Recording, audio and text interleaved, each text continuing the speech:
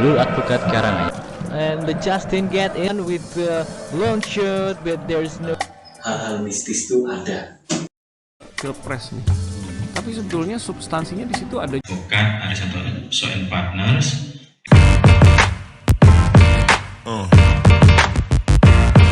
Yeah. Yeah. Yeah.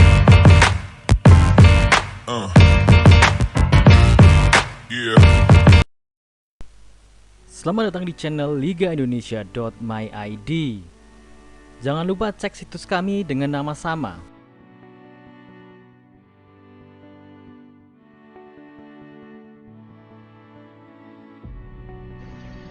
Halo guys, selamat kembali di channel kita, channel ligaindonesia.myid bersama saya Mas Marto. Kali ini kita membahas tentang ada suatu cerita. Jadi pada musim ini publik penggemar Liga Inggris dikejutkan dengan keberhasilan Erling Haaland, seorang pemain yang bisa dikatakan seorang robot monster yang dimiliki Manchester City, dan dia sudah mencetak lebih dari 30 gol dalam satu musim ini, dan padahal musimnya belum selesai.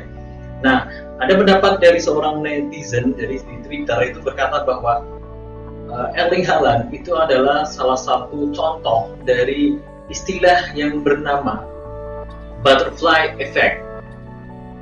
Butterfly effect itu berbeda dengan domino effect atau efek domino, yaitu kalau efek domino itu misalkan kita melakukan misalkan ada suatu hal, langsung misalkan suatu kejadian itu terjadi, maka akan langsung berdampak pada kejadian lain langsung, seperti itu. Beda halnya dengan butterfly effect. Butterfly effect itu adalah ketika ada suatu hal yang terjadi, hal kecil ini, jadi misalkan ya ada hal kecil yang sebenarnya mungkin tidak berhubungan, tapi suatu saat bisa berdampak pada hal yang besar. Jadi Erling Haaland itu adalah salah satu bentuk dari butterfly effect dari seorang mantan pemain Manchester City bernama Erling Haaland.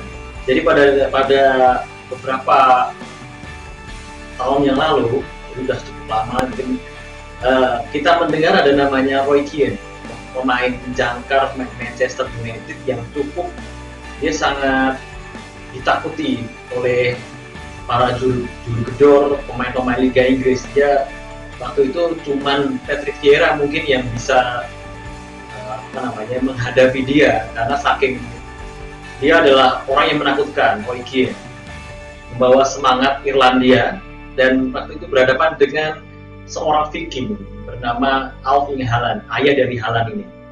Nah, pada suatu ketika Manchester City dan MU bertemu, keduanya pada saat itu bukan menjadi City yang sekarang, tapi masih menjadi Manchester City yang saat itu masih menjadi tim buram. Jadi Erling Haaland itu pernah mencederai seorang Roy Keane, di tacklingnya sangat keras dan mencederai Roy Keane.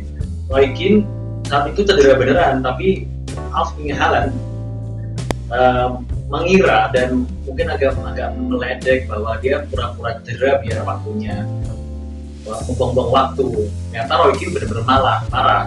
Pada kelanjutannya ternyata ketika Roy Keane sudah sembuh, Roy Keane memanfaatkan pertemuan antara keduanya untuk menunjukkan eksistensi sebagai pemain bertahan yang cukup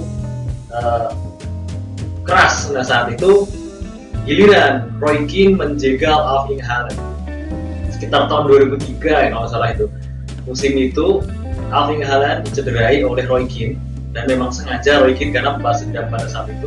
Dan ketika saat itu kena cedera, Erling Haaland benar-benar mengakhiri karirnya. Jadi tahun 2003 itu dia sudah mengakhiri karirnya. Padahal saat itu sebenarnya punya karir yang lumayan ya. Roy Keane tetap maju dan Erling Haaland cedera, dan dia memutuskan untuk pensiun tidak lama setelah itu. Ketika Erling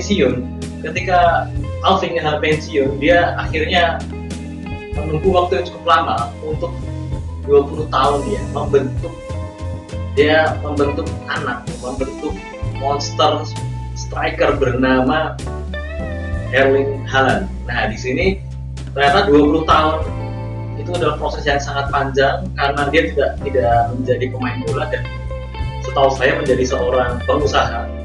Akhirnya dia punya anak 3, dan Erling Haaland menjadi satu-satunya pemain yang bergelut di sepak bola. Dan musim ini menjadi pemain yang sangat ditakuti dengan torehan golnya yang luar biasa, dengan Manchester City yang kembali tidak lagi menjadi tim buret. Bukan, jika dibandingkan dengan MU tahun lalu jelas sangat jauh berbeda. Bahkan MU saat ini sedang dalam kondisi yang sebenarnya membutuhkan seseorang sosok seperti Roy Keane, tapi belum ketemu MU yang sosok seperti Roy Keane ini. Dan di sisi lain, City punya Haaland. Nah, di sini ada proses yang sangat panjang dari Erling Haaland dan Keane, terjadi konflik, akhirnya cedera. Pada akhirnya dia memiliki dendam yang abadi sampai 20 tahun ketika dia punya anak, dan dia kembali lagi untuk menghancurkan dominasi Manchester United, derby sekota. Nah, di sisi lain yang pernah saya baca, Roy Keane itu tidak memiliki pemain, tidak memiliki anak yang menjadi pemain bola. Anak pertamanya, Aidan Kane, itu tidak menjadi pemain bola, apalagi sekelas Haaland ya, Erling Haaland. Dia sama sekali nggak terdengar Aidan Kane itu, dan anak-anak yang lainnya anak perempuan. Nah, di sini menunjukkan bagaimana Erling Haaland itu kalah dia pada era dia bermain, tapi ternyata ketika udah berganti dekade 20 tahun, giliran Erling Haaland menang melawan Roy Keane dengan Erling Haalandnya. Nah, di sini cerita kita yang cukup singkat, tapi menunjukkan bagaimana butterfly effect bisa terjadi. Hal yang kecil sebenarnya ketika Erling Haaland cedera dan dia pada akhirnya harus mengakhiri karirnya sebagai pesepak bola, pada akhirnya akan berdampak pada kelahiran suatu monster Liga Premier Inggris yang mencetak 30 lebih gol sampai 35 gol dalam satu musim, dan musimnya belum selesai. Di sini bagaimana butterfly effect itu bukan domino effect, tapi butterfly effect. Nah, nanti akan kita lanjutkan lagi bagaimana pendapat Anda tentang kisah Kane dan Haaland ini. Kita lanjutkan lagi. Bye bye.